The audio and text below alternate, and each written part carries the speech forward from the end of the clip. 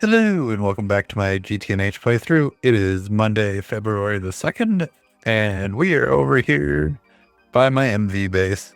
And it's kind of a random thing to start off with, but I noticed that it made me a little sad. My cow fell off. I don't know where it went, but I've had a cow up here since I built this thing way back in MV. And I don't even understand how the cow got up there in the first place, to be completely honest, but yeah, he disappeared. I don't know if he got like struck by lightning or something, but he's been there literally from MV to UHV, and now he's gone. But anyways, for what I was working on, so where I left off on Saturday was I had set up this neutronium compressor as well as this dire crafting table to make infinity ingots, and that it works well. It's actually relatively fast too, all things considered. So I did do a couple of upgrades. The first of which was, if I click over here, my universal wireless terminal. Like I said, the first thing I wanted to do was add the infinity booster card to it. I am a little sad because I crafted the booster card and then immediately put it here. And when I did that, I hadn't clicked on this check mark, so I didn't get credit for the quest. So at some point, if I'm going for, I go to 100%, I'll have to craft a second one of these, so it'll do me no good. But the second thing I crafted was a infinite oxygen tank. Now, just so you know, you don't actually ever need this if you are like still on like early oxygen tanks and stuff. You can actually just use the Thaumcraft or to enchant a regular one to unbreakable, and then you have unlimited oxygen. I never messed around with that, but that is because it was never really an issue, but it is a thing you can do if you want to not have to craft this guy. And then the last thing I did, which it's kind of sad that one block makes my entire power system over here useless or outdated, but I crafted the neutronium energy cell. This guy is now powering the entire main network and all the networks. And I did, in fact, hit this power switch over here to shut this guy down. Although now I'm thinking about it, I probably need to actually leave this on because I do believe there are still something's pulling 19,000 EU out of here. I'm not sure really what that is, but unlinked power. Well, I guess it'll be the electrolyzer power, wherever that actually leads. I'm actually kind of curious, just for the lulz. I'll click that on. Oh, I know what it's powering. That's funny. But anyways, so yeah, I'll actually probably take that electrolyzer power off, and then I'll have this guy shut down because we don't need I'll just shut that down. We don't need this guy running anymore. This set of reactors is basically useless as well since I don't craft anything over here. But yeah, so I did that stuff with Infinity. I haven't. One of my plans for the near future is to set up passive Infinity ingots, but I'm not too worried about it right now, just because it's not something we use a bunch of. And while we're over here, before I start flying away, I did craft let me hop in here, a UV biolab, and currently I'm working on making a fourth one of these T-SETI-E ones, but that'll be important here more in a second. So after I crafted that infinity stuff, I did end up crafting, or breeding, I should say, a bunch of bees. Specifically, my goal was to get to the seaweed bee. Or no, sorry, not the seaweed bee. I had the seaweed bee, that I had that done on Saturday.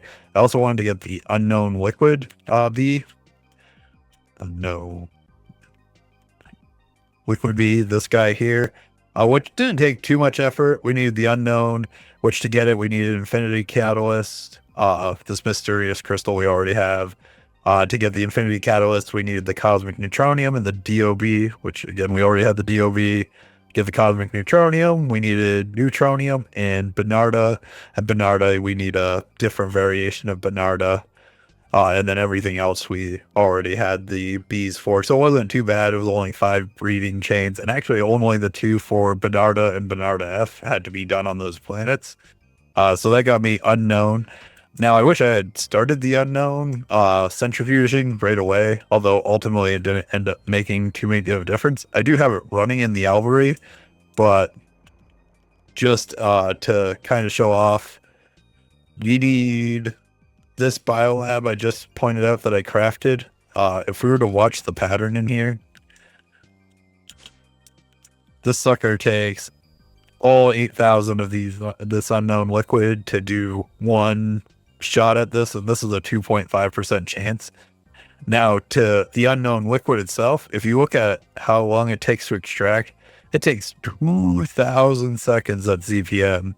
So the UV one I had running would get me, it was 8,000 for every 800 seconds at UV, or when I overclocked it for a bit there, I was getting 16,000 at 800 seconds. So you don't get a lot. Now, if you look in here, unknown liquid, you can see I have 1.6 billion, and that's because after I saw this incredibly slow rate, and then I realized more of what I needed to do today, I just went and threw an oil drill down on Bernarda C, which is where you get the unknown liquid. And then eventually, once I have the UEV circuits, I'll just add it to the space module if I need it again at any sort of speed. Because until we get way more power, this unknown liquid, honestly, the amount you get from combs is not sustainable for anything. And that's actually true for seaweed as well. Seaweed, if we look this guy up, and this is the whole reason I needed to go do the unknown. If we go seaweed into centrifuge, UV, 5 seconds for 1. However, the recipes that we actually care about, 64 for 180.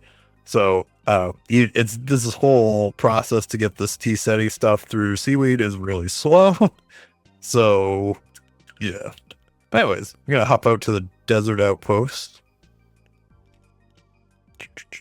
Show what I was actually working on today.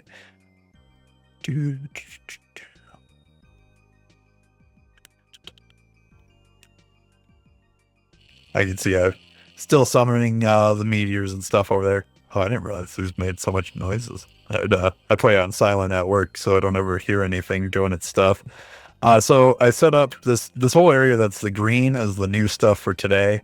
The only changes I made over here just was this little section. I did have off solar power running at IV. But ultimately what these 4 blocks are making us is auger, which was not keeping up at IV. And we needed it both for the raw catalyst, which is this whole line, and for the raw biocatalyst, which is this line so far. So I needed to have that go faster to keep things going. So what we got going on here is originally how I started this off was I threw down a centrifuge for the seaweed. This was processing those seaweed combs. And then I threw down this set of bacteria vats, which I apologize. This is an awful sound. Let's just turn that off for now. The bio vats themselves, why are these not? We need the T-SETI seaweed extract, which we get from extracting out of the seaweed. We get the unknown crystals, stem cells, and tritanium, which luckily, again, since we made that compact fusion 3 reactor, this stuff is incredibly fast and easy to make and doesn't cause any sort of problems. If I had not made that compact reactor, this would be another slow limiting process, especially because it takes uranium, which is what I currently use for my rotors to power the entire base. So this would have been an issue if we had not made the compact reactor. And then from there, we also use the raw growth catalyst. So I did one other change I forgot about, but I made this the other day so I could start building it up, was I did change this to require me to have more than 10 million raw growth in the system before it fired off, because this converts it to just growth catalyst, I believe, which is then used for the wetware circuit line. So we have plenty of that stuff now, and now it's so that guy is able to keep running as well as keep this running. Currently the bottleneck is 100% getting the T-SETI stuff, which we get 1 every 60 seconds here, and then we get 2 every 4 seconds here, so 32 times 4 is 120 roughly. So basically every 2 minutes we get 1, 2, 3 of those, and you need 4 per recipe run over here. So obviously this is not sustainable. Now, to get more seaweed to help speed things up, I did set up this mega LCR, which gets us unknown nutrients, which then comes over to this guy, which gets us seaweed broth, which then the seaweed broth comes over here and gets us seaweed from it. If you look at the recipe for seaweed, you can see we get seaweed broth here. Only takes 2 seconds per 1,000 liter. So it is a lot better of a recipe, because we get 1,264 every 2 seconds if this is running at full send. Now, this guy right now is making 16,000 seaweed broth every 60 seconds, so it is an improvement. Now, what are we limited on? We got this. Oh, yeah, we are limited on this unknown nutrient. So realistically, I think to make everything speed up, I might have to overclock this guy just to get enough nutrient broth to get this guy running, get more seaweed. Now, all of that being said, this right here, if you notice, I got raw biocatalyst 2-liter recipe. It's because if we go to raw biocatalyst, we got an 8-liter to 2-liter ratio recipe. This recipe is terrible. Once we get rolling a little bit, we can go swap to this recipe, which is a 5-to-5. Also, it removes the tritanium, which, while we're maintaining, it still requires fusion to get, versus using this tiny infinity catalyst. The only problem is we need this petri dish with culture, but to get this in the first place, we need both bio cells and raw bio. So obviously we need to build up a supply in the first place out of this guy, as well as build up enough of this, run it through the fluid heater, and then get stem cells to then work on the petri dish. So the sooner I can upgrade to this recipe, I will. And then same thing to finally get to this last recipe, where once I have enough bio cells on hand, or have the second recipe running well, I'll upgrade it to the third recipe, which then gets us 5 to 10, and we'll be going positive. So that is what I'm currently working on. We've got this extra guy set up over here, which you can see this is going to be the raw biocatalyst 5-liter recipe. But that's just going to take a little bit of time. This has all been running for a while though, so it's clearly not fast enough. Actually, if we come up here, let's see where we're going. When I left off, there's only 300 liters in this output, and that was at 2.5 hours ago. So let's see what we've done in 2.5 hours. Exit that. I don't want to accidentally break the thing. We've only got 500 liters, so that's pretty terrible, especially because this is a LUV output hatch, so I need 256,000 in here before it even starts outputting. So yeah, that is what I'm working on. I think in the meantime, in the background, so I'm gonna overclock this, which should help significantly to get this guy running more, which will get me a lot more seaweed, which will overall improve all of this process. So that'll be the immediate thing. I'm probably going to do that tonight and then leave this all running overnight. I always say I'm going to leave the server running overnight, and then I almost never do, because I usually, it's whatever. Don't really need anything from it. But I want this going long enough so I can actually upgrade this. Because ultimately what all this is working towards is to be able to make UEV circuits Specifically, I don't actually remember what the circuit line's called, the BioWare circuit line. So to get that, we need BioWare processors. To get the BioWare process, we need this processing unit, which in itself, as you see, we need the sterilized biocatalyst, some coolant, and some UU matter. Actually, I'm kind of curious. I never did go back and upgrade my UU matter production outside of that one multi-block, but 6.8 million, so it's not the worst, but this is something I will also need to address here in the near future, just to, before I get behind and then end up sitting around waiting on UU matter for some reason. So yeah, that was really about it. I guess for little things, like the only little thing I can think of that I got done that I didn't explicitly point out was I did breed the Infinity Bee for stats, because the Infinity Bee is actually pretty generous. If you look at what's going on over here, click. Oh, there's an Infinity Comb. Interesting. I bet, yeah, something probably needs the Plasma Forge. The Infinity Catalyst Comb, you literally just need a ZPM centrifuge and you get the dust out. Like, that's comparatively to a lot of the other stuff at this, and you get neutronium in the process. A lot of other stuff at this tier for combs, that's really generous, so that's cool. I did not, however, breed the Cosmic Bee for stats yet. I have it, like I said, I needed it to get to the unknown liquid, but if you look at this guy, this is the first one I've come across where you need the giant plasma forge to be able to process it.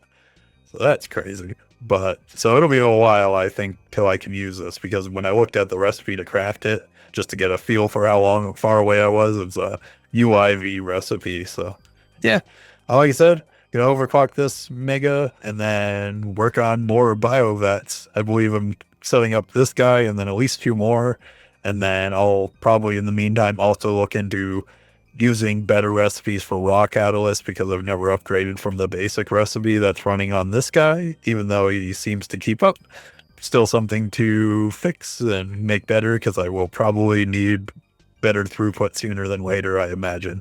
But yeah, I hope everyone had a good weekend and has a good night. I'm going to get back to working on this, and I will see you tomorrow. Goodbye.